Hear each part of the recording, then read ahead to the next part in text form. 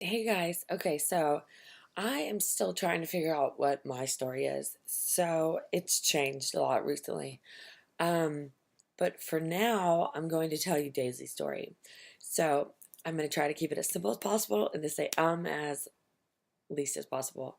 So at 20 weeks, we were at our regular OB, and it was the full body scan, and they found a growth on the inside of her neck. So we were transferred to MUSC. We had an appointment that afternoon.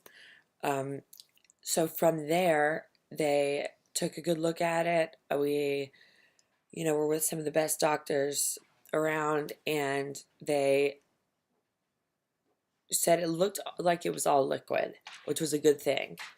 They were worried that it could be something genetic.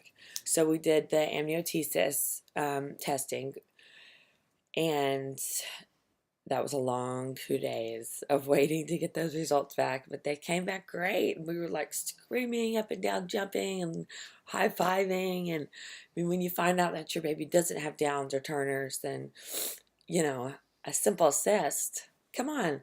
So the deal is that everybody felt positive about it. Um, I knew that she was in the best hands possible, and I was grateful to live in a city where we had MUSC. So I wasn't after I found that out, like, okay, so she will have a scar. It'll be, we'll monitor it. So that was the deal. We were monitoring it. So 1 month later, we come back, and it's not a simple cyst anymore. Now it's a tumor. It's a growth, um, and they couldn't tell us what kind.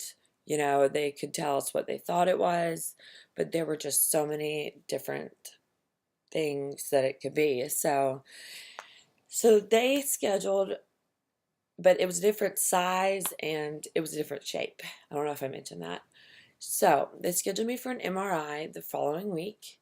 And so I'm now 25 weeks. That Tuesday, I started bleeding. So I called my doctor and I just drove straight to the hospital, and um, they, they admitted me, and I was stayed for 2 days, and it just happened that my MRI was the next day. So I stayed overnight, and um, we had the MRI the next morning, and it happened that like the one woman who reads the prenatal MRIs, she was there watching it, and I had doctors coming by, and I had probably met like 6 doctors at this point who were going to be in my delivery room, and I had doctors I hadn't met yet coming by the room and saying, "Oh, congratulations about the MRI!" Like everyone was excited that it didn't look like it was blocking her breathing passageway. So then let's see. So right now I'm 25 weeks. So um, I would go in every week and get monitored, and I had a short cervix. Okay, so let me backtrack. So I carried like I was 9 months pregnant, um, from when I was about 4.5 months. I had a really rough pregnancy to just all around.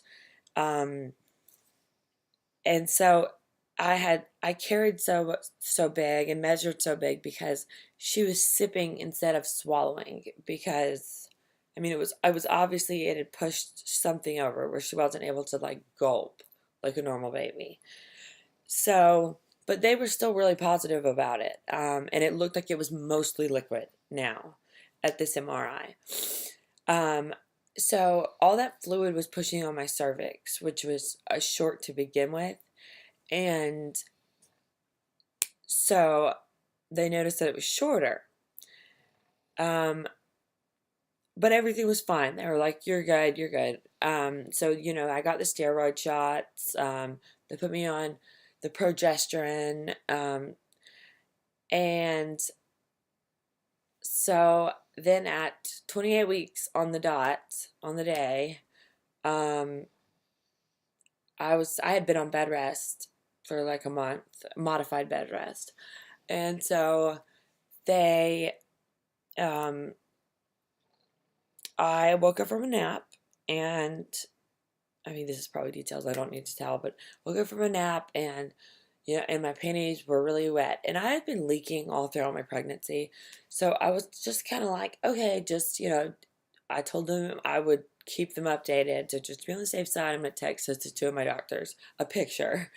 So then it kept happening, and around the sixth one, around the fifth one, my doctor, Dr. Sullivan, who is amazing, he said, all right, let's give it one more gush before you go to the hospital. So we did. We had our bags packed. They were loaded in the car.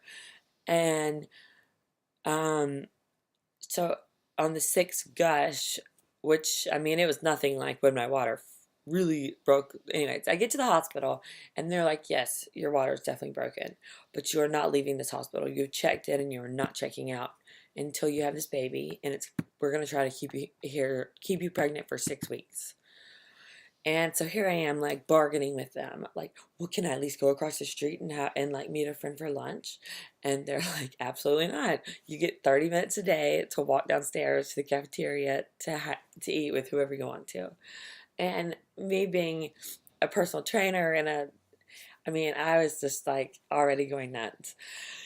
Um, so my good friend Kelly Pettis, who Daisy Emerson Myers, that was her name, um, is her name, and she is named after my best friend Kelly, and Kelly Emerson Pettis, and so Kelly came over that night after work. She's a waitress, and we laughed and whatever. And I'd sent my husband home. I was like, apparently we're gonna be here forever. I'd rather have a happy you tomorrow. So then, like right when she left around 2, I started bleeding, and it they said that was normal, and but then it just got worse. And so apparently, I had abruption, and my placenta had detached, and I was just losing a lot of blood. And so they came back around 6 and said, you need to go ahead and call your husband and tell him to come on back because we have you scheduled. The team will be here at 9. And by team, there were literally like, I mean, I know I was a little out of it, but probably like 30 something people um, in the delivery room or in one of the rooms connected to the delivery room. So, I mean, we still knew we were in the best hands. Everything was gonna be fine. But I was just, 28 weeks was better than 26 weeks. It was better than 27 weeks, and she was a bigger baby. She was gonna be a bigger preemie. She was like 3.5 pounds, which is pretty good for that age, apparently. So C-section at 9, and when she wasn't breathing when she came out. So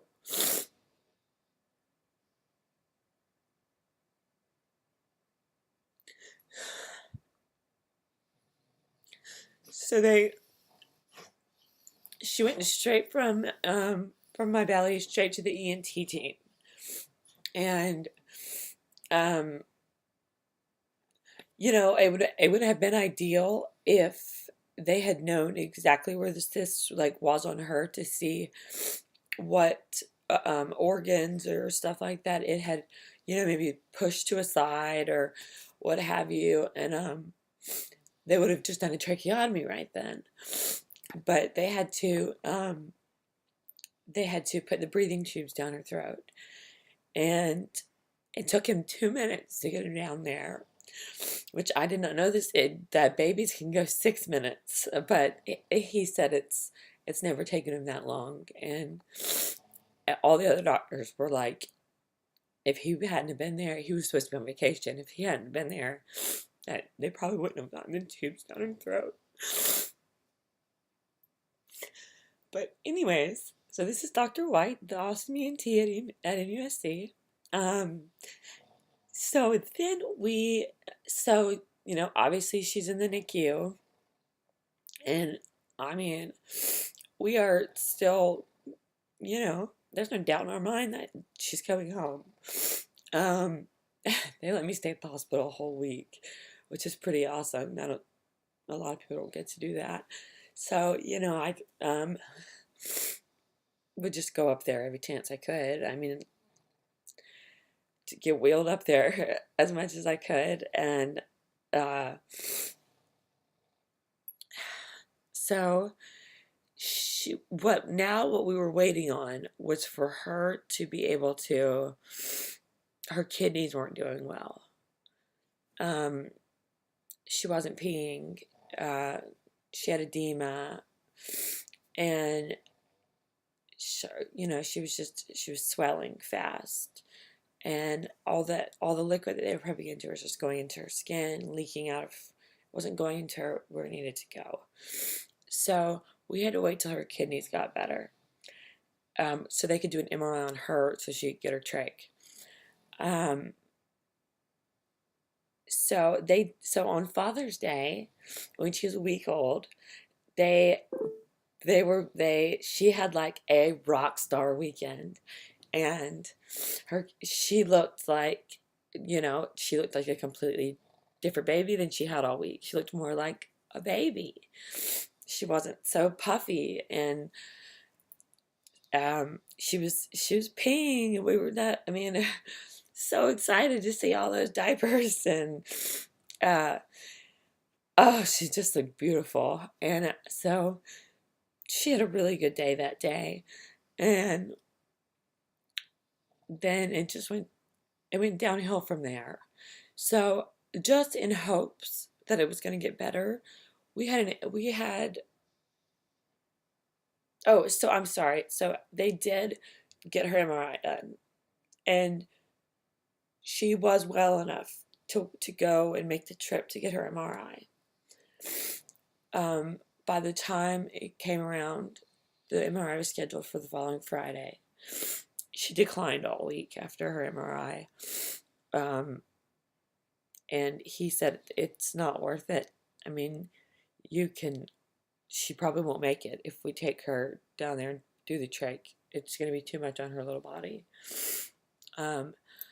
So they were reaching out to hospitals all over the country, and no one had seen a case like this. So they tell us that there's a local plastic surgeon, Dr. Marcellus Dr. Hockman, and that he specializes, world-renowned specialist in lymphomatic growths, and turns out he's a family friend of ours. So by the time we saw him, he had already reviewed everything. He had already met her. He had already met with the team. And, like earlier that week, we had been told, okay, your baby is the sickest baby in the NICU. But we had also been told just 50-50 chance of living. To me, I mean, I was hopeful. Whenever I got unhopeful, I left the hospital, and my mom stayed. She was rarely alone up there, without a family member. But I just always wanted to have that positive energy around her. So as a family friend, he sat my mom and I down and said, I'm not giving up on her, but you guys need to start talking about it, about the possibility of her not coming home. So my husband had picked me up. He picked me up, and my mom stayed. And I had to tell him that. And so, I kind of knew the day before, because we took turns going around, so it didn't ruin both of our days, and one of us could still remain really hopeful. So the next morning, we all went around together, and basically, we were like, okay, we're still not giving up. She's gonna have another rock star weekend. She has to. And um and she didn't. So I mean it was just shocking. And I mean, I kind of knew. I kind of had known since Wednesday, but on um on Saturday morning when I was there, and then I came back at lunch, and she was just getting bigger, and my husband was with me, and then I went back that afternoon, and she was bigger, and I was like, I can't watch her get any bigger. So all those shootings have been had happened while we had been in the hospital, and the church shootings in Charleston, and so the preacher that had been doing all those funerals, he's also a family friend, and he came by and he said that he would do her baptism the next day. And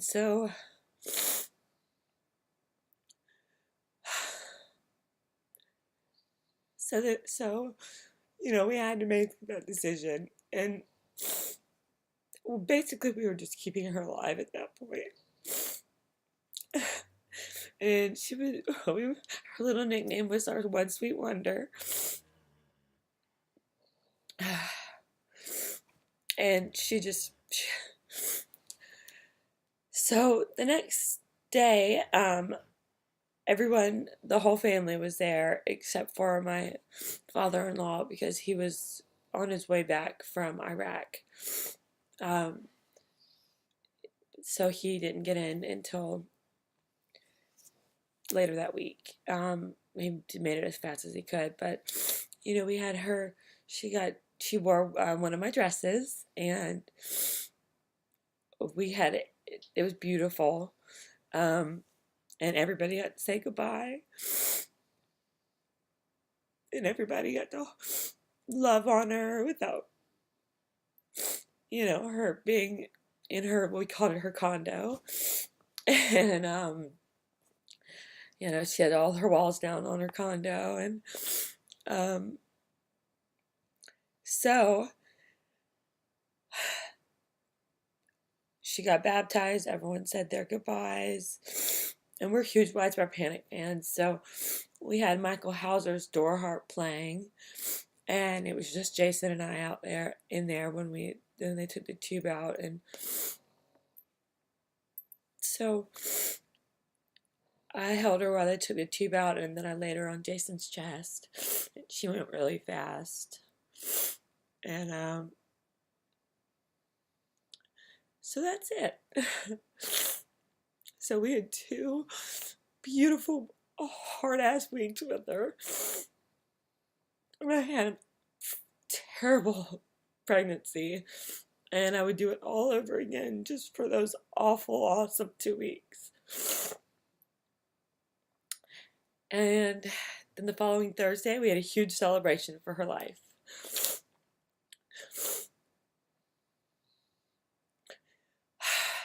So every day we have to wake up and tell ourselves that we just have to live every day for her. We have to make her proud. And so do it for Daisy. All right. I left a bunch of stuff out, but this was take 1.